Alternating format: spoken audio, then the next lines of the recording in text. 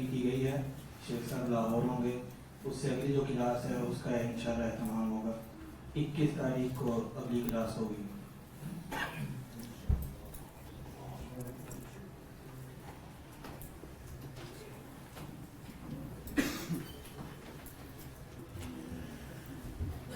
الحمد للہ رب العالمین والصلاة والسلام علی اشرف الانبیاء والمرسلین نبینا محمد وعلی آلہ وصحبہ واہل طاعتہ اجمعین. اما بعد،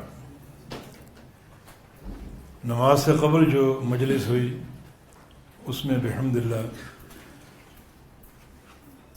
سورۃ الفاتحہ کے کچھ فضائل سامنے آئے. رسول کریم صلی اللہ علیہ وسلم کی احادیث مبارکہ کی روشنی میں کچھ فضائل اور بھی بن سکتے ہیں، اور وہ اس عظیم سورت کے ناموں سے آپ کو حاصل ہوں گے. سورہ فاتحہ کے بہت سے نام ثابت ہیں کتاب و سنت سے، اور یہ بھی ایک قاعدہ ہے کہ کثرت الاسماء تدل علی شرف المسمى. جس چیز کے نام زیادہ ہوں تو وہ اس کے شرف کی دلیل ہے. زیادہ نام مسمى کے شرف کی علامت ہوتے ہیں. سورہ فاتحہ ایک عظیم سورت ہے جس کے بہت سے نام ہمارے سامنے ہیں، اور کثرت اسماء کا شرف کی دلیل ہونا اس کا سب سے بڑا ثبوت ذات باری تعالی ہے کہ جس کے پیارے پیارے نام ہیں بے شمار، جن میں سے ایک حدیث میں 99 ناموں کا ذکر ہے. اِنَّ لِلَّهِ 99 اسما 100 غیر واحد من احصاها دخل الجنہ. اللہ تعالیٰ کے 99 نام ہیں، جو ان کو پڑھے گا اور سمجھے گا اور اپنائے گا وہ جنت میں داخل ہوگا. اور ان 99 ناموں کے علاوہ اور بھی نام ہیں جو کتاب و سنت سے ثابت ہیں، اور پھر بہت سے نام ایسے جو اللہ تعالیٰ نے اپنے خزانہ غیب میں رکھے ہوئے ہیں. نبی علیہ السلام کی حدیث ہے کہ قیامت کے دن جب میں طویل سجدہ کروں گا تو اللہ تعالیٰ اس وقت اپنی محامد مجھ پر کھولے گا اور میں اللہ تعالیٰ کی حمد و ثنا بیان کروں گا، ذکر کروں گا. تو اس کا معنی یہ نام غیر محصور ہیں. تو یہ زیادہ نام مسمى کے شرف کی ایک علامت اور دلیل ہے. سورہ فاتحہ جو کلام الرحمن کا ایک حصہ ہے، اس عظیم سورت کے بھی بہت سے نام ہیں. ایک نام جو آپ نے اوپر پڑھا سورۃ الفاتحہ، جو اوپر پہلی لائن جس کی ہم تشریح کر رہے ہیں سورۃ الفاتحہ، یہ اس کا نام. اور یہ نام حدیث سے ثابت ہے.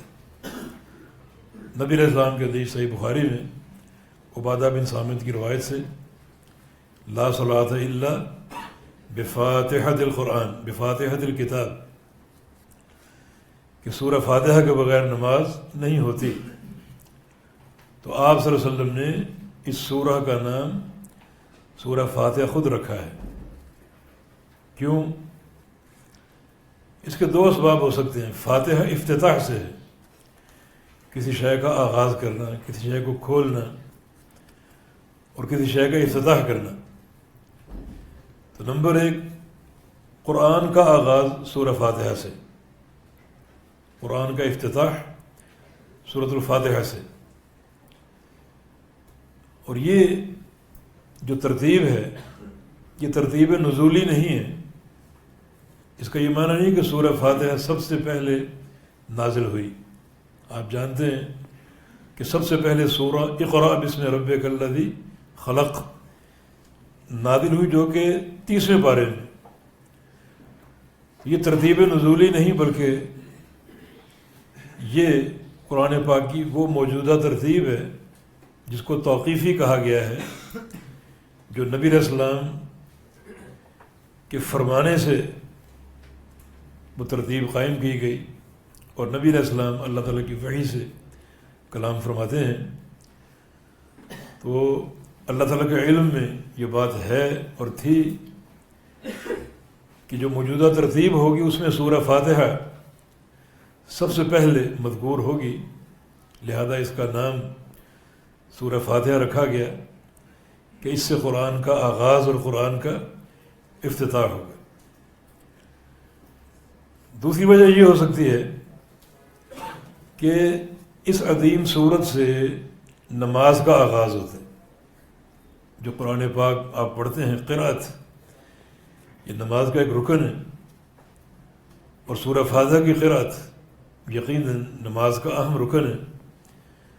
تو قرأت میں سورہ فاتحہ سب سے پہلے پڑھی جاتی ہے، تو چونکہ نماز کا افتتاح بھی اس عظیم سورت سے ہوتا ہے، اس لیے اس کا نام سورہ فاتحہ قرار پایا، اور یہ نام نبی علیہ السلام کی حدیث سے ثابت ہے، لا صلاۃ الا بفاتحۃ الکتاب،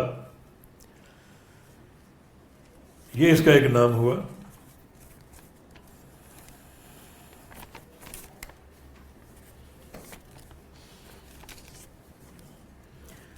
دوسرا نام اور تیسرا نام ام القرآن اور ام الکتاب، ام القرآن اور ام الکتاب۔ القرآن سے مراد قرآن مجید، انہ لقرآن مجید، قرآن مجید، قرآن حکیم، یہ قرآن کا نام۔ ام کا معنی ماں، ام القرآن، قرآن کی ماں، یہی سورہ کا نام۔ ام الکتاب بھی نام ثابت ہے، الکتاب یعنی القرآن۔ ویسے الکتاب کا عمومی معنی قرآن و حدیث ہے، اور یہ معنی نصوص سے ثابت ہے۔ القرآن، قرآن مجید، الکتاب، قرآن، اور حدیث بھی اس سے مراد ہو سکتی، کیونکہ پوری شریعت خواہ وہ قرآن سے ثابت ہوئی یا حدیث سے، اس سب کی ماں سورہ فاتحہ ہے، اور سارے مضامین سورہ فاتحہ کے اندر موجود ہیں۔ تو ام القرآن اور ام الکتاب، یہ دونوں نام احادیث سے ثابت ہیں۔ نبی علیہ السلام کی حدیث، من صلی صلاۃ لم یقرأ فیہا بام القرآن فہی خداج، کہ جو شخص نماز پڑھے اور اس میں ام القرآن نہ پڑھے تو وہ نماز ناقص۔ ام القرآن سے مراد سورۃ الفاتحہ۔ سورۃ الفاتحہ کو ام القرآن کیوں کہا گیا، یہ ام الکتاب کیوں کہا گیا؟ ایک تو اس لیے کہ یہ فاتحۃ الکتاب ہے، اور ظاہر ہے کہ ماں پہلے ہوتی ہے اور اولاد بعد میں ہوتی، یہ ایک اساس اصل ہے، اور باقی سب فرع ہے۔ ایک ماں کی اولاد اس کی فرع ہے۔ تو ام القرآن، قرآن کی ماں، تقدم کی بنا پر، کہ جیسے ماں اولاد سے پہلے ہوتی ہے اور مقدم ہوتی ہے، اس طرح سورہ فاتحہ جو ہے بقیہ قرآن سے پہلے ہے، جیسا کہ ترتیب آپ کے سامنے۔ یا پھر جس طرح اولاد ماں کے بطن سے پیدا ہوتی، متولد ہوتی ہے، اس طرح جو قرآن پاک کے مضامین ہیں وہ سورہ فاتحہ کے بطن سے نکلے ہیں۔ سورہ فاتحہ ایک اساس پورے قرآن کے لیے، اور تمام مضامین قرآنی سورہ فاتحہ کے اندر مذکور اور موجود ہیں۔ تو اس لیے اس کی حیثیت یعنی ماں کی سی ہے، کہ جس طرح اولاد ماں کے بطن سے جنم لیتی ہے، اس طرح مضامین قرآن جو ہیں وہ سورہ فاتحہ سے نکلے ہیں اور پیدا ہوئے ہیں۔ جامع ترمذی کی ایک حدیث ہے، الحمدللہ رب العالمین ام القرآن، ہی ام القرآن و ام الکتاب، یہ دونوں نام ایک ہی حدیث میں مذکور۔ الحمدللہ رب العالمین ام القرآن بھی ہے اور ام الکتاب بھی ہے، معنی ایک ہے۔ یا پھر الکتاب سے مراد اگر عموم لیا جائے کتاب و سنت، قرآن و حدیث، انہوں نے بتایا کہ یہ بھی نصاً ثابت ہے، حدیث کو الکتاب کہنا، تو پورے دین کی جو اساس اور ہے وہ سورہ فاتحہ ہے۔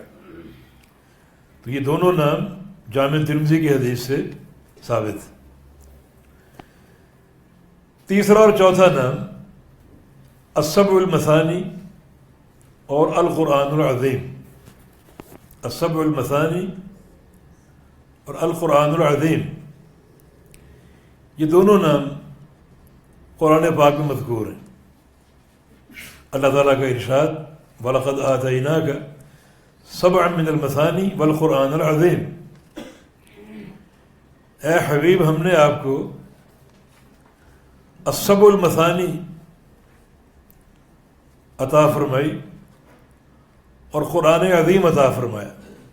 السبع المثانی اور القرآن العظیم، یہ دو چیزیں ہم نے آپ کو عطا فرمائی۔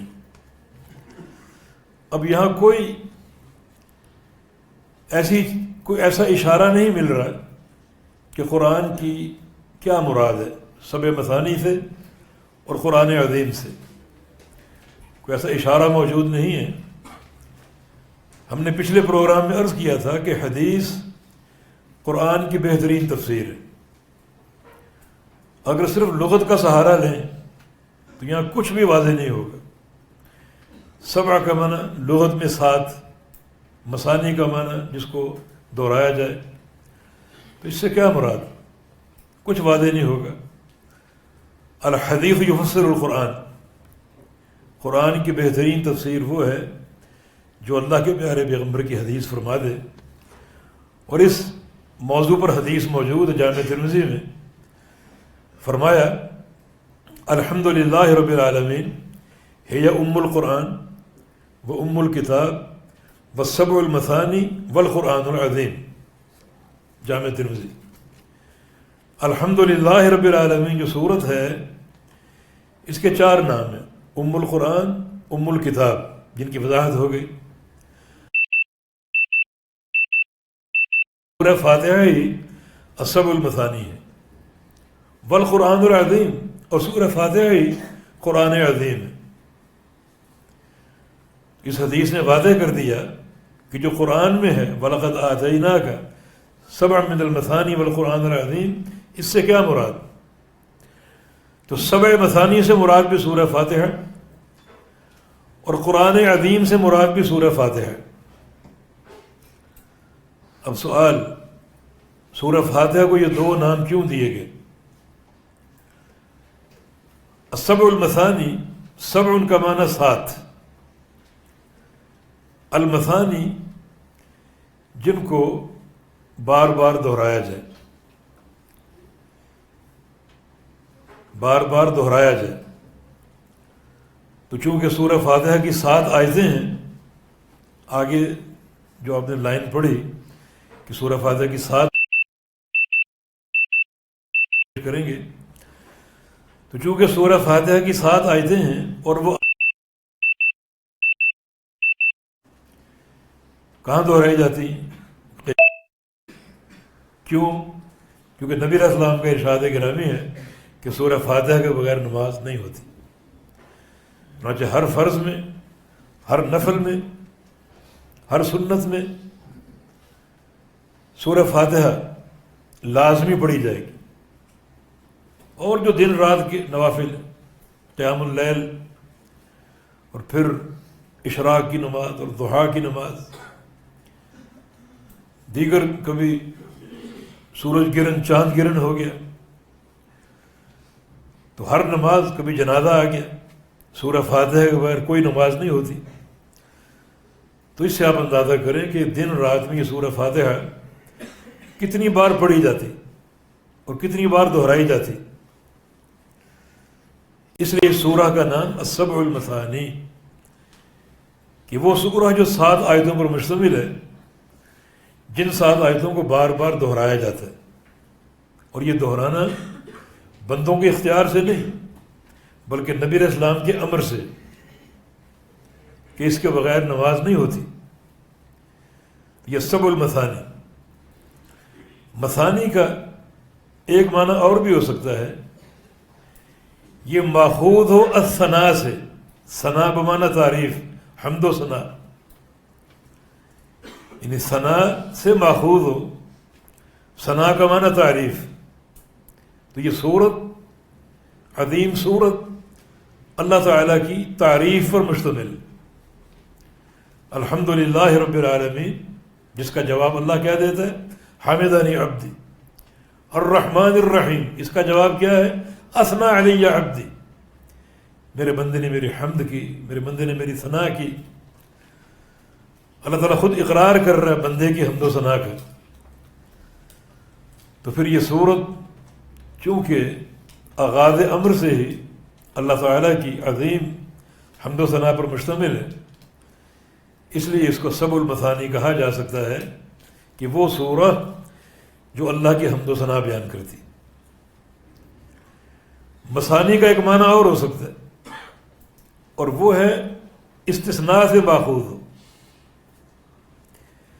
مثانی میں استثناء کا معنی ہے. اس لغوی معنی کے اعتبار سے سبع المثانی کی توجیہ یہ ہوگی کہ سابقہ ساری امتیں اس قسم کی صورت سے مستثنا قرار دی گئی، انہیں یہ صورت نہیں دی گئی، وہ اس سے مستثنا قرار دی گئی. اور یہ خاصہ ہے امت محمد مصطفیٰ صلی اللہ علیہ وسلم کا، کہ اللہ تعالیٰ نے اس امت کو خاص طور پہ یہ انعام دیا ہے، جس کی دلیل آپ پڑھ چکے کہ لم یؤتہما نبی قبلی، کہ یہ 2 سورتیں، سورہ فاتحہ اور خواتیم سورہ بقرہ، یہ مجھ سے قبل کسی نبی کو نہیں دی گئی. اور وہ حدیث آپ نے پڑھ دی کہ اللہ نے ایسی صورت اتاری ہے جو نہ تورات میں، نہ انجیل میں، نہ زبور میں، اور نہ باقی قرآن میں وہ موجود ہے، وہ سورہ فاتحہ ہے. تو مثانی استثناء سے ماخوذ ہے، معنی سابقہ امتیں، سابقہ قومیں اس عظیم صورت سے محروم اور مستثنا قرار پائیں، اور یہ خاصہ اس آخری امت کا ہے، نبی کریم صلی اللہ علیہ وسلم کی امت کا. اس لیے سبع المثانی وہ 7 آیتیں جو بار بار دہرائی جاتی ہیں، اور یہ بار بار دہرایا جانا ان کی عظمت کی دلیل. یہ وہ 7 آیتیں جو اللہ تعالیٰ کی ثنا اور حمد پر مشتمل، اور وہ 7 آیتیں جن سے سابقہ اقوام کو استثناء دے دیا گیا، مستثنا کر دیا گیا، اور اس امت کو یہ بطور خاص تحفہ اور انعام عطا فرمایا گیا. السبع المثانی والقرآن العظیم، اس کا چوتھا نام سورہ فاتحہ کو قرآن عظیم کہا گیا. قرآن عظیم تو اللہ کی پوری کتاب ہے، جو الحمد سے شروع ہوتی والناس تک. سورہ فاتحہ کو خاص طور پہ قرآن عظیم کیوں کہا گیا؟ ویسے کل کا اطلاق جز پر ہو سکتا ہے، کل کا اطلاق جز پر ہو سکتا ہے. دنیا کے اندر موجود سارا پانی پانی ہے، سمندر ہو، نہریں ہوں، دریا ہوں، اور یہ گلاس بھی پانی ہے، اس میں پانی ہے، اس کو بھی پانی کہا جا سکتا ہے. اور دنیا کے پورے جو پانی موجود ہے سطح ارضی پر، وہ بھی پانی، آسمان سے برسے وہ بھی پانی، زمین کے اندر موجود وہ بھی پانی، یعنی کل جو پانی ہے اس پر پانی کا لفظ بولتے ہیں. اور یہ گلاس ایک چھوٹا سا جز ہے، یہ بھی پانی. تو کل کا نام جز کو دیا جا سکتا ہے، لیکن یہاں معاملہ اور ہے.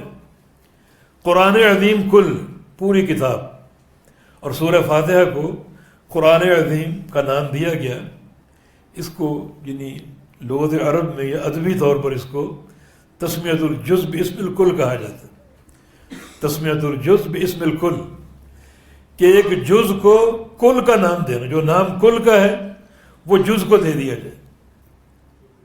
کیوں؟ تاکہ اس جز کی اہمیت واضح ہو کہ سورہ فاتحہ گو ایک سورت ہے، لیکن سمجھو کہ یہ قرآن عظیم ہے، بھی اس کی اہمیت، یعنی کل کا نام جز کو دے دیا گیا.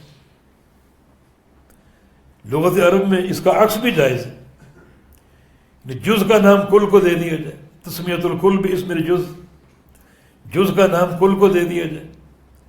بعض اوقات جز کی اہمیت اتنی واضح ہوتی ہے کہ پورے کل کو اس جز کا نام دے دیا جاتا ہے. جیسے نبی علیہ السلام کی حدیث ہے، الحج عرفہ، حج عرفہ ہے. یہاں تسمیۃ الجز باسم الکل ہی. عرفہ ایک رکن ہے، پورا حج نہیں ہے. پورا حج عرفہ کا وقوف ہے، مزدلفہ، منا اور طواف افاضہ اور سعی، قربانی، یہ سارے امور حج. فرمایا کہ عرفہ حج ہے، یعنی ایک جز کو کل کا نام دیا گیا اس جز کی اہمیت کی بنا پر، کیونکہ وقوف عرفہ حج کا رکن اعظم. اس طرح سورہ فاتحہ ایک جز ہے اور اس کو کل کا نام یعنی القرآن العظیم کہا گیا. اور بعض اوقات جز کا نام کل کو دیا جاتا ہے. جیسے نبی علیہ السلام کی حدیث ہے، آپ نے مجھے املاس کا حکم بیان کیا.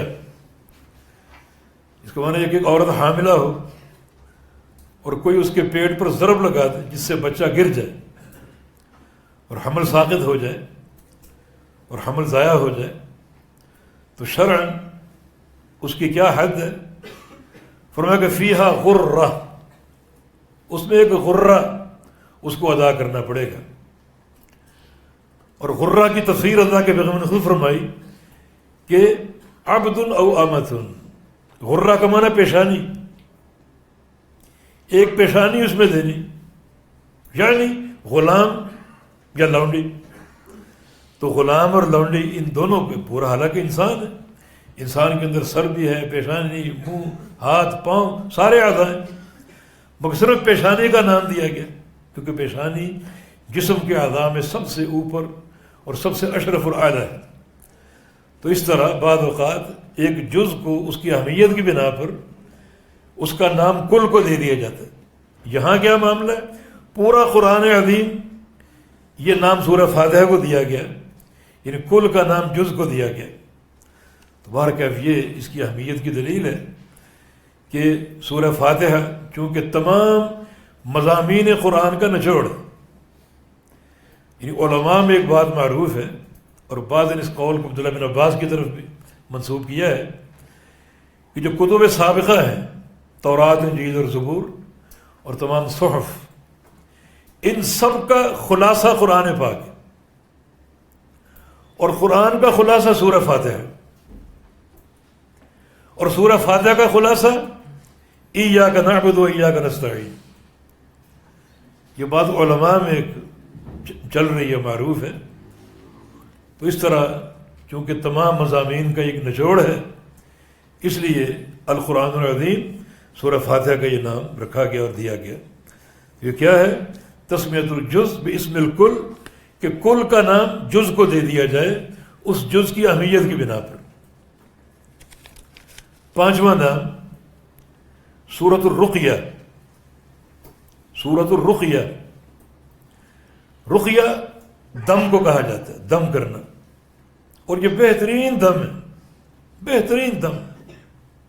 ایک حدیث میں نعمت الرقیہ سورہ فاتحہ، یہ سب سے بہترین دم ہے. اس میں آپ کو ترغیب دی گئی ہے کہ سورہ فاتحہ کس کو نہیں آتی تو دم خود کیوں نہیں کرتے؟ یہ درگاہوں اور آستانوں پر جانا، فلاں سے دم کرو، فلاں سے دم کرواؤ، اس کی نوبت ہی نہیں آ سکتی. خود دم کیوں نہیں کرتے؟ اپنے اوپر، اپنی اولاد پر، بچوں پر، جس پر بھی کرنا. نعمت الرقیہ، یہ سب سے بہترین دم. تو سورہ فاتحہ کس کو نہیں آتی؟ یہ نام بھی ایک حدیث سے لیا گیا، اور یہاں ایک قصہ ہے، ابو سعید خدری رضی اللہ عنہ اس حدیث کے راوی، صحابہ کی جماعت کے ساتھ وہ ایک سفر سے لوٹ رہے تھے، ایک جہادی سفر سے، زاد راہ ختم ہو گئی، ایک مقام پر پڑاؤ ڈالا، قریب ایک بستی تھی، اس بستی میں اپنا نمائندہ بھیجا کہ یہاں کچھ نبی علیہ السلام کے اصحاب ہیں اور وہ بھوکے ہیں، ان کو مہمان نوازی کی حاجت ہے، تو ان کی ضیافت کا اہتمام کیا جائے۔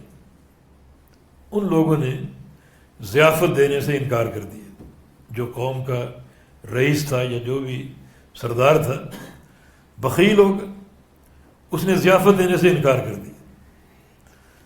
تو اللہ تعالیٰ نے فرمایا تمہارا بھی انتظام کرتے ہیں۔ وہ ایک سانپ اس کو آ کے ڈس گیا، اب وہ تڑپ رہا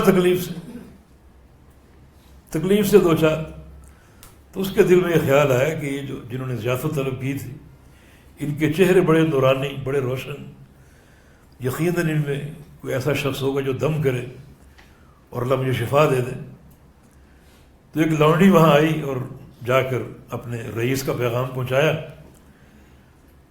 ابو سعید خدری فرماتے ہیں کہ فقام منا احد، ہم میں سے ایک شخص کھڑا ہوا اس کو دم کرنے کے لیے، وہ خود تھے، اپنا نام نہیں لیا۔ یہ تواضع، گمنامی کو ترجیح دینا، تاکہ ہماری کوئی تعریف کرے تو کوئی ریاکاری نہ بن جائے، اپنے آپ کو چھپا دیا۔ قام منا احد، ہم میں سے ایک شخص کھڑا ہوا، وہ خود ابو سعید خدری تھے، اور جا کر دم کیا، اور دم جب کر کے فارغ ہوئے تو حدیث کے الفاظ ہے کأنما نشط من اقال، لگتا ہے کہ رسی سے جکڑے ہوئے تھے، رسی کھول دی گئی اور وہ بالکل راحت میں آ گئے اور سکون میں آ گئے۔ اور ایک حدیث میں انہوں نے دم سے قبل ان کو سزا دینے کے لیے فیس مقرر کی، اور وہ فیس 30 بکریاں طے ہوئی، 30 بکریاں آپ دیں گے تو دم کریں گے۔ یہ اجرت نہیں، بلکہ جو انہوں نے بخل کیا تھا اور ضیافت دینے سے انکار کیا تھا، اس کی سزا دینا مقصود تھی۔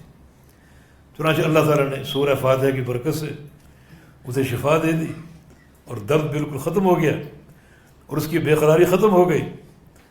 اب واپس مدینہ آنے لگے تو بکریوں کو ساتھ لے لیا، لیکن بکریوں کو استعمال نہیں کیا، اس کو کھانا یا ان کا دودھ پینا، کہ پہلے نبی علیہ السلام سے پوچھیں گے کہ یہ حلال بھی ہیں یا نہیں۔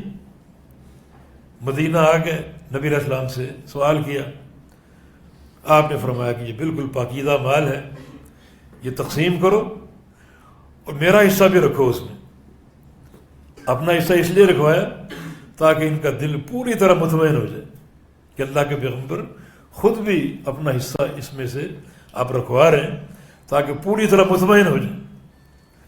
پھر آپ نے ابو سعید خدری سے پوچھا کہ تمہیں کیسے پتہ چلا کہ سورہ فاتحہ دم ہے؟ تو انہوں نے بتایا کہ میں نے قرآن میں چونکہ ہے کہ یہ شفا ہے، پورا قرآن شفا ہے، تو اس قرآن میں سے میں نے سورہ فاتحہ پڑھ کے دم کر دیا۔ تو قرآن تو سارا شفا ہے، لیکن سورہ فاتحہ بہترین دم، نعمت الرقیہ، یہ سب سے بہترین دم ہے۔ تو اس سے ثابت ہوا کہ سورہ فاتحہ دم کی صورت ہے، رقیہ کی صورت ہے، اور چونکہ یہ سورہ فاتحہ ہر ایک کو آتی ہے، خود دم کریں اپنے اوپر، اپنے کسی مریض پر، بچے پر، جس کو بھی دم کرنا ہو۔ یہاں دو باتیں قابل توجہ ہیں، ایک ابو سعید خدری، ان کا تواضع اور اپنے آپ کو چھپانا، حالانکہ وہ خود دم کرنے گئے تھے مگر اپنا نام ظاہر نہیں کیا، ظاہر نہیں ہونے دیا، تاکہ کوئی ریاکاری یا کوئی تعریف کا پہلو نہ کھڑا ہو جائے اور شیطان اپنا منفی وار نہ کر جائے۔ دوسری چیز یہ قابل غور ہے کہ صحابہ نے ورع اختیار کیا کہ ان بکریوں پر ہمارا حق نہیں، ہمیں معلوم نہیں ہمارے لیے حلال ہیں یا نہیں۔ ہاں، مدینہ جائیں گے، اللہ کے نبی کے سامنے یہ قضیہ رکھیں گے، آپ سے پوچھیں گے کہ یہ حلال ہیں یا نہیں۔ یہ صحابہ کا منہج۔ ہر امر میں رہنمائی کون دے گا؟ محمد الرسول اللہ صلی اللہ علیہ وسلم۔ یہ دین رائے کا نام نہیں ہے، ذاتی پسند اور ناپسند کا نام نہیں ہے، بزرگوں کی باتوں کا نام نہیں، بزرگوں نے فرمایا یہ دین شریعت ہے جو قال اللہ اور قال الرسول کا نام ہے، اللہ کا فرمان اور اللہ کے رسول کا فرمان۔ چنانچہ مدینہ جائیں گے، نبی علیہ السلام سے پوچھیں گے، جو رہنمائی ہوگی وہ قبول کریں گے۔ جیسے ثمامہ بن اسال کا قصہ، جن کو مسجد نبی میں باندھا گیا، عیسائی تھے، اسلام قبول کر لیا، اور نبی علیہ السلام سے اجازت طلب کی کہ عمرہ آپ کے دین میں ہے یا نہیں۔ آپ کا کلمہ پڑھ دیا، آپ کی غلامی قبول کر لی، ہمارے دین میں عمرہ تھا، عمرہ کرنے جا رہا تھا، آپ کے ساتھیوں نے پکڑ لیا، اب بتائیے عمرہ آپ کے دین میں ہے یا نہیں، عمرہ کرنے جاؤں یا نہ جاؤں؟ آپ نے اجازت دی۔ یعنی ہر کام اب اللہ کے نبی سے پوچھ کر کرنا۔ مکہ پہنچ گئے، اہل مکہ ان کو اطلاع مل چکی تھی کہ ثمامہ نے اسلام قبول کر لیا۔ جب مکہ میں داخل ہوئے، انہوں نے کہا سبوتا سبوتا، ثمامہ صابی ہو گئے، اپنے باپ دادا کے دین کو چھوڑ دیا۔ فرمایا کہ ماں سبوتا، میں صابی نہیں ہوا۔ صابی کا معنی بے دین، جو باپ دادا کے دین پر قائم ہو وہ دیندار ہے، اور جو باپ دادا کے دین کو چھوڑ دے وہ صابی، وہ بے دین ہے۔ فرمایا کہ میں بے دین نہیں ہوا، میں نے سچا دین قبول کر لی، جو محمد صلی اللہ علیہ وسلم کی غلامی کا نام اور آپ کی اتباع کا نام، وہ سچا دین قبول کر لی۔ اور پھر ایک جملہ کہا، ثمامہ وہ شخص تھا جو اہل مکہ کو گندم سپلائی کرتا تھا، یعنی مکہ میں پوری گندم کی ایجنسی ثمامہ کے پاس تھی اور کوئی نہیں بھیج سکتا تھا۔ فرمایا کہ مکہ والوں سن لو، واللہ لا یأتینکم حبۃ حنطۃ حتی یأذن رسول اللہ صلی اللہ علیہ وسلم، تمہارے پاس گندم کا ایک دانہ نہیں آئے گا آج کے بعد، ایک دانہ نہیں بھیجوں گا۔ تجارت ہے، بھاڑ میں جائے، مدینے لوٹوں گا، اللہ کے پیغمبر سے پوچھوں گا، آپ نے اجازت دی تو یہ تجارت قائم رہے گی، آپ نے منع فرما دیا تو ایک گندم کا دانہ بھی تمہیں نہیں ملے گا میری طرف سے۔ یہ ہے دین، دنیا ہو دین ہو، ہر معاملے میں اللہ کے پیغمبر کی اتباع۔ اور یہ تعلیم اس حدیث میں حاصل ہوئی ابو سعید خدری کے اس واقعے سے اور صحابہ کے اس منہج سے کہ بکریاں تو لے لیں مگر یہ ہمارے لیے حلال ہیں یا نہیں، نبی علیہ السلام سے پوچھیں گے، اجازت ملی تو حلال ہوں گی، ورنہ پھر ان کو چھوڑ دیں گے اور قبول نہیں کریں گے۔ تو یہ سورۃ الرقیہ، اس سے ملتا جلتا ایک نام سورۃ الشفا، شفا کی صورت، شفا کی صورت۔ شفا کی دو قسمیں، ایک ہے شفاء الابدان، بدن کی شفا، اور ایک ہے شفاء القلوب، دلوں کی شفا۔ یہ سورہ فاتحہ جسم کی شفا ہے، جیسا کہ دلیل آپ نے سن لی، الرقیہ کہ دم کیا اور جسم کو اللہ نے شفا دے دی۔ شفاء الابدان کہ شفاء الاجسام، جسموں کی شفا، بدن کی شفا، اور ایک ہے شفاء القلوب، دلوں کی شفا۔ پورا قرآن بھی شفا ہے، جسم کی، دلوں کی، شفاء لما فی الصدور، سینے کے سارے امراض کی شفا ہے۔ لیکن سورہ فاتحہ کو چونکہ ایک مرکزیت حاصل ہے اور پورے مضامین قرآنی کا خلاصہ ہے، اس لیے اس میں جو شفا کے پہلو ہیں وہ کسی اور مقام پر نہیں ہو سکتے۔ اس میں کیا ہے؟ اللہ تعالیٰ کی توحید، توحید ربوبیت، توحید الوہیت، توحید اسماء و صفات، فکر آخرت، صراط مستقیم۔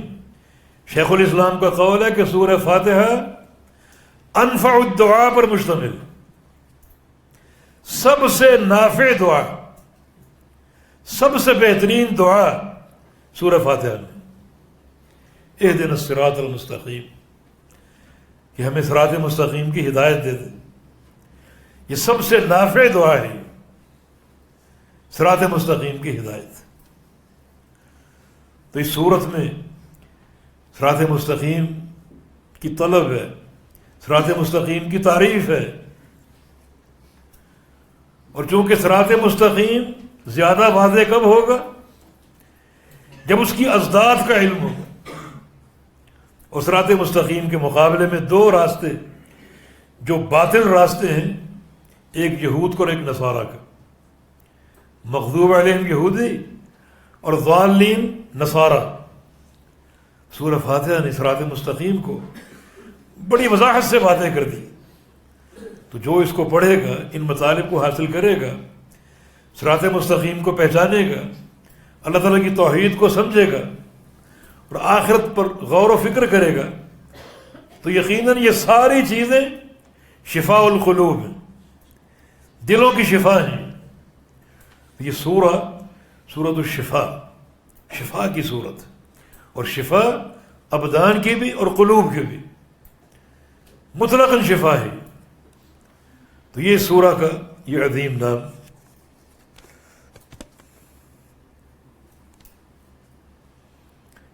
اس سورہ کا ایک اور نام الصلاۃ، الصلاۃ یعنی نماز۔ سورہ فاتحہ کو نماز کہا گیا، سورہ فاتحہ کو الصلاۃ کہا گیا، سورہ فاتحہ کو الصلاۃ کہا گیا کہ یہ سورت ہی نماز ہے۔ یعنی پوری نماز جو ایک کل ہے، وہ نام ایک جز کو دے دیا گیا۔ وہی چیز تسمیۃ الجز باسم الکل، کہ ایک جز کو پورے کل کا نام دے دیا جائے اس جز کی اہمیت کی بنا پر۔ نماز نام ہے رکوع کا، سجود کا، قیام کا، قرات کا، تشہد کا، مگر حدیث میں صرف سورہ فاتحہ کو نماز کہا گیا۔ حدیث آپ نے سن لی، حدیث قدسی، قسمت الصلاۃ بینی و بین عبدی، اللہ فرما رہا کہ میں نے نماز تقسیم کر لی اپنے اور اپنے بندے کے درمیان۔ نماز، اب آگے حدیث پڑھیے تقسیم کیا ہوئی؟ رکوع و سجود تقسیم ہوئے؟ نہیں، صرف سورہ فاتحہ۔ بندہ الحمدللہ رب العالمین کہتا ہے، حمدنی عبدی الرحمن الرحیم اثنى علی عبدی مالک یوم الدین مجدنی عبدی وللضالین تک، یہ تقسیم ہے۔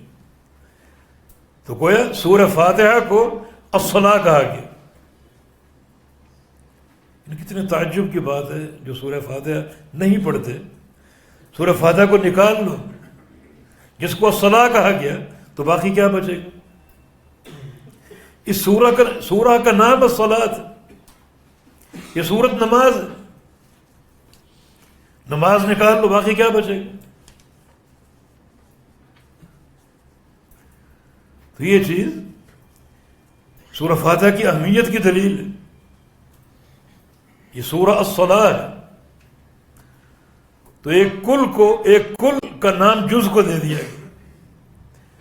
نماز اس کا ایک اول ہے، ایک آخر ہے، اس کی ارکان ہے، مگر اس حدیث میں سورہ فاتحہ کو الصلاۃ کہا گیا اور قرار دیا گیا،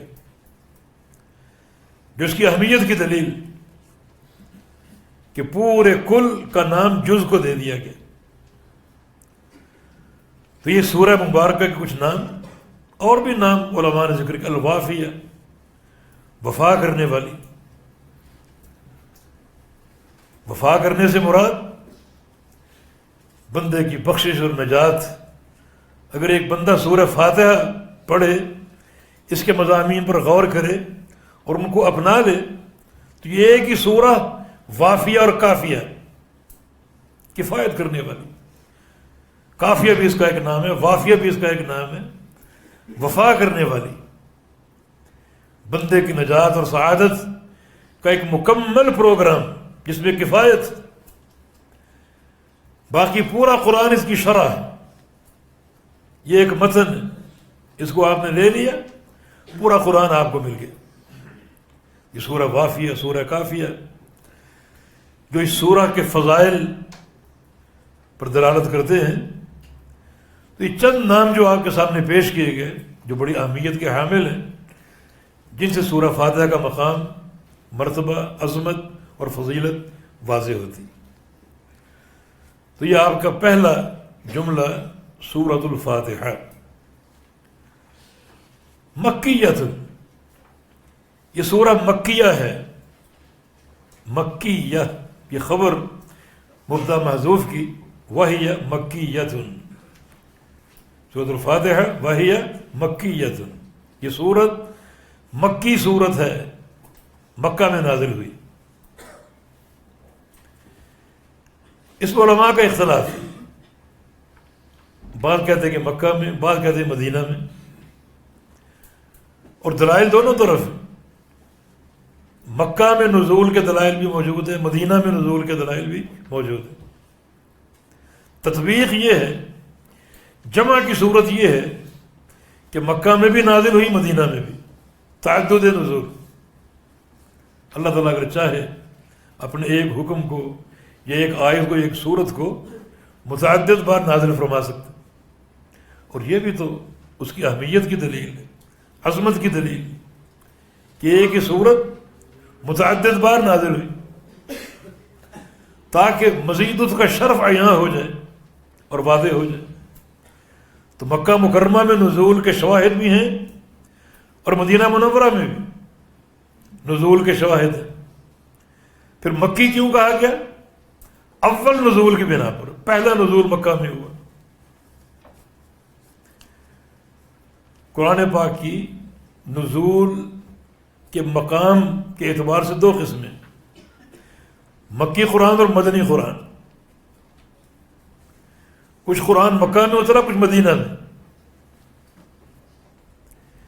جو آیتیں اور صورتیں مکہ میں اتری وہ مکی قرآن کہلاتی، اور جو آیتیں اور صورتیں مدینہ میں اتری وہ مدنی قرآن. یہ بعض علماء کا یہ قول ہے کہ مکی صورتیں وہ ہیں، مکی آیتیں وہ ہیں جو مکہ مکرمہ میں اتری، اور مدنی آیتیں وہ ہیں جو مدینہ منورہ میں اتری. دو قسمیں، مگر یہ وضاحت کافی نہیں.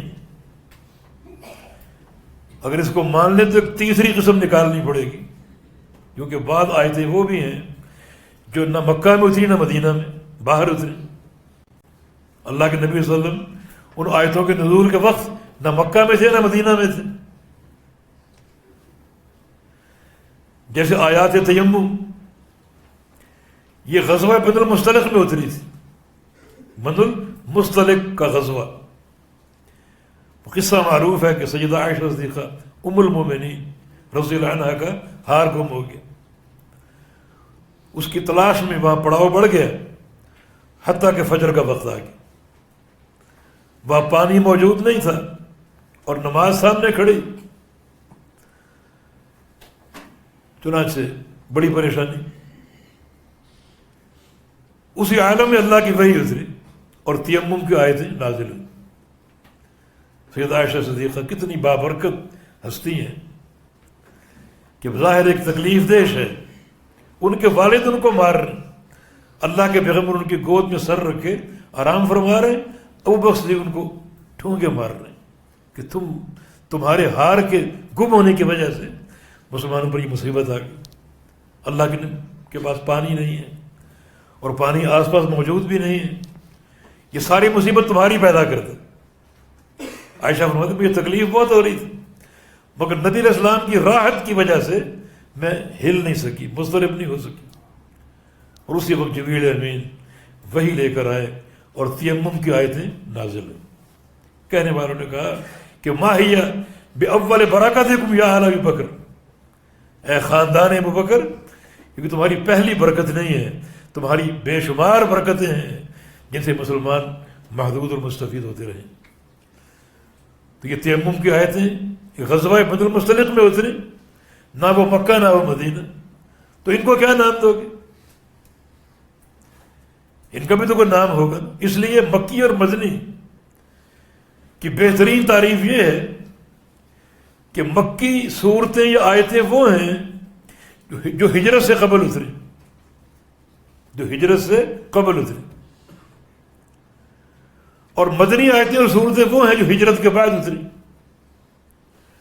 اب مقام نزول کچھ بھی ہو، ہجرت جو ہے وہ ایک ضابط ہے. قبل الہجرہ مکی آیتیں، بعد الہجرہ مدنی آیتیں. حتیٰ کہ بعد آیتیں مکہ میں اتری مگر وہ مدنی. کیوں؟ کیونکہ ہجرت کے بعد اتری.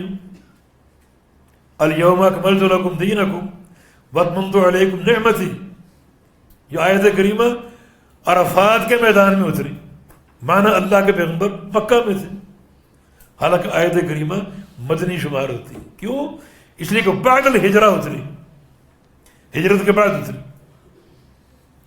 یہ سورہ النصر اذا جاء نصر اللہ والفتح یہ مینا میں اتری تھی. اوسط ایام التشریق، یعنی 12 ذوالحج کو اللہ کے نبی مینا میں تھے. اس سورہ کا نزول یعنی مکہ میں تھے، لیکن یہ سورت مدنی ہے. کیوں؟ اس لیے کہ ہجرت کے بعد اتری. تو یہ ضابطہ مکی اور مدنی کا کہ قرآن کا وہ حصہ جو مکہ مکرمہ میں اترا وہ مکی ہے، اللہ کے نبی کہیں بھی ہوں. اور وہ حصہ جو مدینہ منورہ میں ہجرت کے بعد اترا وہ مدنی. آپ خواہ مکہ میں کیوں نہ ہو، کسی بھی مقام پر ہوں، وہ حصہ مدنی شمار ہوگا. یہ ضابطہ سب سے قوی ہے اور سب سے زیادہ اس میں شمول اور وسعت ہے، جس میں پورا قرآن آ سکتا ہے اور کسی تیسرے نام کی ضرورت محسوس نہیں ہوگی. ویسے مضامین کے اعتبار سے کچھ فرق علماء نے بیان کیے. جیسے قرآن کا مکی حصہ، اس میں آپ کو 3 مضامین ملیں گے ہمیشہ، کیونکہ آپ کی مکی زندگی میں 3 دعوتیں نمایاں تھیں. ایک اللہ کی توحید کا اس بات، دوسرا اللہ کے رسول کی رسالت کا اس بات، اور تیسرا آخرت کا اس بات، قیامت کا اس بات. کیونکہ اہل مکہ کا شبہ یہی تھا کہ جب قبروں میں ہم دفن ہو جائیں گے، مٹی ہو جائیں گے، سرما ہو جائیں گے، ہڈیاں گل سڑ جائیں گی، تو دوبارہ کیسے اٹھیں گے، قیامت کیسے قائم ہوگی، یہ ان کو شبہ تھا. تو رسول کریم صلی اللہ علیہ وسلم کی پوری جو مکی زندگی کی دعوت تھی، ان کا محور یہ 3 چیزیں تھیں. قولوا لا الہ الا اللہ، توحید کا اس بات، وَأَنَّ محمد الرسول اللہ، محمد اللہ کا رسول ہے، آپ کی رسالت کا اس بات صلی اللہ علیہ وسلم. اور تیسرا عقیدہ آخرت، موت سے قیامت قائم ہو جائے گی اور ایک وقت آئے گا سور پھونکا جائے گا، سب اٹھیں گے اور سب کا حساب و کتاب ہوگا. قیامت کے سارے مراحل، میزان، پورے صراط، یہ سب کا سب آخرت پر ایمان کے حصے ہیں. یہ مکی آیتوں کا نچوڑ ہے. اور جب آپ ہجرت کر کے مدینہ چلے گئے تو جہاد بھی فرض ہوا، زکوٰۃ، روزے، نماز مکی زندگی کا آخر میں فرض ہوئی معراج کے موقع پر. باقی سارے احکام مدینہ میں آئے. تو مدنی آیتوں کی جو بحث ہے وہ عام احکام پہ، جس میں نماز ہے، روزہ، حج و زکوٰۃ ہے، جہاد ہے، فرائض، نوافل اور حدود اور نکاح اور طلاق اور دیگر امور، یہ مدنی قرآن. اور چونکہ مدنی قرآن احکام کا نام ہے اور احکام میں کلام لمبا ہوتا ہے، آپ نے کسی سے قرض کا لین دین کرنا ہے، اس کے کیا آداب ہیں، لکھنا، کسی کو گواہ بنانا، کوئی چیز گروی رکھنا، طویل احکام. تو مدنی آیتیں لمبی ہیں، اور جو مکی آیتیں ان میں چونکہ 3 میں سے ایک عقیدہ بیان ہوگا، یا اللہ کی توحید کا اس بات، یا فکر آخرت، اور یا پھر اللہ کے نبی کی رسالت کا اس بات. تو مکی آیتیں چھوٹی چھوٹی آپ کو نظر آئیں گی، مدنی آیتیں طویل ہوں گی. اور مدنی آیتوں کا ایک فرق یہ بھی ہے کہ مکہ میں آپ کا واسطہ مشرکین مکہ سے تھا. مکی آیتوں کا مخاطب مکہ کے مشرکین. مدینہ میں وسعت ہوئی، مسلمان بھی تھے، منافقین بھی تھے اور یہودی بھی تھے، اور بعد میں نصارہ کے وفود بھی آئے. تو مدنی آیتیں یہ پھر عام ہو گئی، ان میں تعمیم ہے. ان کا موضوع منافقین ہے، ان کا نفاق ہے، اور پھر یہودی ہیں، عیسائی ہیں، اور پھر جو ہے وہ عام کفار تو اس کا نطاق وسیع ہو گیا. تو یہ کچھ فرق یعنی مکی و مدنی آیتوں میں. سورہ فاتحہ اس کو مکی کہا گیا کیونکہ اول نزول اس کا مکہ مکرمہ ہے، اور بعض نصوص سے اشارہ ملتا ہے کہ یہ دوبارہ مدینہ میں نازل ہوئی. یہ تعدد نزول اس کے شرف کی اور اس کی اہمیت کی دلیل. سورۃ الفاتحہ مکیۃ. آگے وہی 7 آیات، سورہ فاتحہ کی 7 آیتیں. بسم اللہ الرحمن الرحیم 1، الحمد للہ رب العالمین 2، الرحمن الرحیم 3، مالک یوم الدین 4، ایاک نعبد و ایاک نستعین 5، اہدنا الصراط المستقیم 6، اور صراط الذین انعمت علیہم غیر المغضوب علیہم ولا الضالین یہ 7ویں آیت. اور یہ قول ارجح الاقوال ہے انشاءاللہ، سب سے راجح قول یہی ہے. کچھ لوگوں نے کہا ہے کہ سورہ فاتحہ کی 6 آیتیں بسم اللہ کو شمار نہیں کیے، کچھ نے کہا 8 آیتیں بسم اللہ کو شمار کیا، اور صراط الذین انعمت علیہم اسے مستقل آیت قرار دیا، اور غیر المغضوب علیہم ولا الضالین اس کو مستقل آیت قرار دیا. لیکن چونکہ صراحت سے یہ بات آ گئی وَلَقَدْ آتَيْنَاكَ سَبْعًا مِنَ الْمَثَانِي کہ 7 آیتیں ہیں، تو یہ تحدید ان دونوں قولوں کو باطل قرار دیتی ہے کہ نہ 6 آیتیں ہیں نہ 8 آیتیں ہیں، بلکہ سورہ فاتحہ کی 7 آیتیں. ہاں کچھ علماء نے 7 کی تعداد میں اختلاف کیا ہے. وہ کہتے ہیں کہ بسم اللہ سورہ فاتحہ کی آیت نہیں، پھر 7 کیسے پوری کرو گے؟ وہی طریقہ کہ صراط الذین انعمت علیہم یہ 6ٹھی آیت، اور غیر المغضوب علیہم ولا الضالین 7ویں آیت. لیکن ہمیں نص قطعی ایک مل گئی کہ بسم اللہ الرحمن الرحیم سورہ فاتحہ کی آیت ہے. ایک حدیث نظر سے گزری جو صحیح الجامع الصغیر میں شیخ البانی رحمہ اللہ نے اس کو صحیح قرار دیا. نبی علیہ السلام کا ارشاد اذا قرأتم الحمد للہ رب العالمین فقرأوا بسم اللہ الرحمن الرحیم، کہ جب بھی تم الحمد للہ رب العالمین پڑھو تو بسم اللہ الرحمن الرحیم بھی پڑھو. اسی سے بعض علماء نے بسم اللہ کے جہر کی دلیل لی ہے، کیونکہ فقرأوا قراءت یہ قراءت مع الجہر ہوتا ہے. قراءت اگر سری ہو تو وہ قراءت فی النفس ہوتی ہے، جیسے ابو ہریرہ کے قول آپ پڑھا اقرأ بما فی نفسک، یعنی سری قراءت اگر مقصود ہے تو اس میں نفس کی قید ہوگی.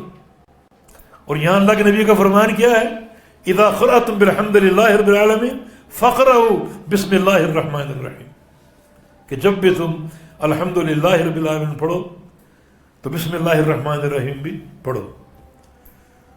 آگے جو آیت جو حدیث کا حصہ وہ قابل غور ہے. نبی علیہ السلام کا فرمان فَإِنَّ بِسْمِ اللَّهِ الرَّحْمَنِ الرَّحِيمِ اِحْدَى آیاتِهَا، اس لیے کہ بسم اللہ الرحمن الرحیم جو ہے وہ سورہ فاتحہ کی ایک آیت ہے.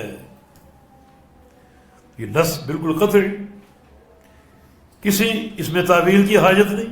آپ نے صراحت سے یہ بات ارشاد فرما دی کہ بسم اللہ الرحمن الرحیم جو ہے وہ سورہ فاتحہ کی ایک آیت ہے. اس لیے فرمایا کہ جب بھی پڑھو الحمدللہ رب العالمین تو بسم اللہ الرحمن الرحیم بھی پڑھو، کیونکہ بسم اللہ الرحمن الرحیم سورہ فاتحہ کی ایک آیت. ایک اشکال ایک ساتھی نے پیش کیا، وہ اس حدیث سے سامنے آتا ہے اللہ تعالیٰ کا فرمان حدیث قدسی قسمت الصلاۃ بینی و بین عبدی نصفین، کہ میں نے نماز اپنے اور اپنے بندے کے درمیان تقسیم کر لی. اور وہ تقسیم بسم اللہ الرحمن الرحیم سے نہیں ہے، الحمدللہ رب العالمین سے. اذا قال العبد الحمدللہ رب العالمین یقول اللہ حمدنی عبدی، تو وہ تقسیم الحمدللہ رب العالمین سے شروع ہو رہی ہے، نہ کہ بسم اللہ سے. تو بسم اللہ پھر کیسے آیت بنی سورہ فاتحہ کی؟ یہ بات تو واضح ہو گئی نا نبی علیہ السلام کی حدیث سے کہ بسم اللہ الرحمن الرحیم احدى آیاتها، بسم اللہ سورہ فاتحہ کی ایک آیت ہے. تو نصاً ثابت ہو گیا. باقی جہاں تقسیم ہے وہاں بسم اللہ کا ذکر نہیں. ذکر نہ ہونے سے ایک شے کا موجود نہ ہونا ثابت نہیں ہوتا. ذکر کیوں نہیں؟ یہ شریعت کے رموز ہے. یہ دین تعبدی دین ہے. اللہ کا رسول جو لے اس کو قبول کرو, جو دے اس کو قبول کرو, اس کو مانو, اس کو اپناؤ, اس کی اطاعت کرو. نبی علیہ السلام نے ہی فرمایا کہ بسم اللہ سورہ فاتحہ کی آیت ہے, اور نبی علیہ السلام ہی نے فرمایا کہ جب یہ تقسیم ہوتی ہے تو تقسیم کا آغاز الحمدللہ سے ہے, نہ کہ بسم اللہ سے. باقی بسم اللہ الرحمن الرحیم اس میں کیا شرف ہے, اس میں کیا مقام ہے, وہ مخفی. باقی پوری سورہ فاتحہ کا شرف اور مرتبہ اور مقام ہمارے سامنے آ گیا. بسم اللہ الرحمن الرحیم اس تقسیم میں شامل نہیں. کیوں؟ اللہ اعلم. بسم اللہ الرحمن الرحیم میں کیا خزانے ہو سکتے ہیں معرفت کے, اجر کے, ثواب کے, اللہ اعلم.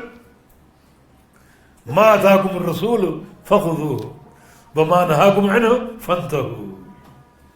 ہم اس بات کے مکلف ہیں جو رسول دے اسے لے لو, اور جس سے رسول روکے اس سے بعد آ جاؤ. ہمیں یہ دونوں چیزیں اللہ کے رسول نے دی. بسم اللہ الرحمن الرحیم احدی آیاتہا, یہ سورہ فاتحہ کی ایک آیت ہے. آمنا مصدقنا.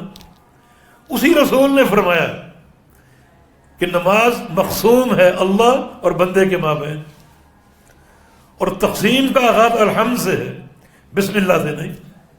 آمنا مصدقنا. بسم اللہ کا اخفاء کیوں ہے؟ اس کو تقسیم میں شامل کیوں نہیں کیا گیا؟ اللہ اعلم. کیا اس کے مرتبے میں کمی ہے؟ نہیں. ہم تخرصات سے کام کیوں لیں؟ بسم اللہ الرحمن الرحیم کوئی اس شرف میں شامل نہیں کیا گیا تو اس کا مزید شرف کیا ہو سکتا ہے؟ وہ اللہ کے علم میں. لہذا یہ سارے حقائق چونکہ نبی علیہ السلام کے دین سے ثابت ہیں, اس لیے ہمارا ان پر ایمان. تو بسم اللہ الرحمن الرحیم سورہ فاتحہ کی آیات میں سے ایک مستقل جو ہے وہ آیت ہے.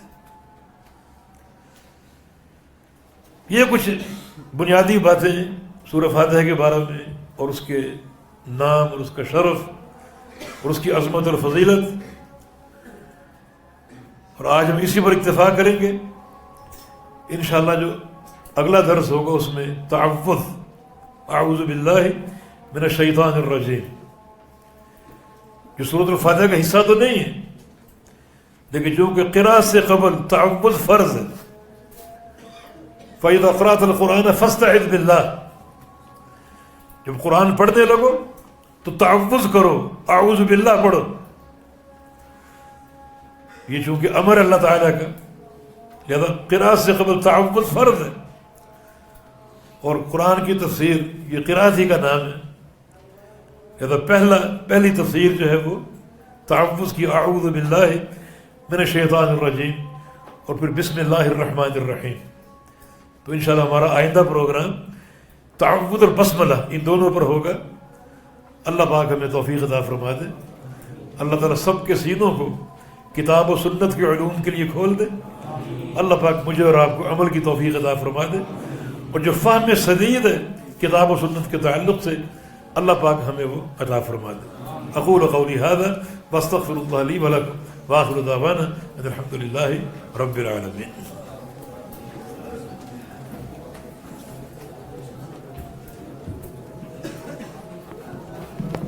السلام علیکم ورحمۃ اللہ. یہ بیانات ہیں کورسز کے متعلق. ایک قرآن فہمی کورس ہے شیخ عبدالحنان ساموری صاحب کا, اور یہ اور ان کو یہ ہوتا ہے 8 سے 9. ایک عقیدہ کلاس ہے 8 سے 9 تھرسڈے کو. اور عمدۃ الاحکام کی کلاس ہے منگل اور جمعرات کو. باقی جو ہے اس سال آپ وزٹ کر سکتے ہیں, وہاں پر ساری انفارمیشن موجود ہے.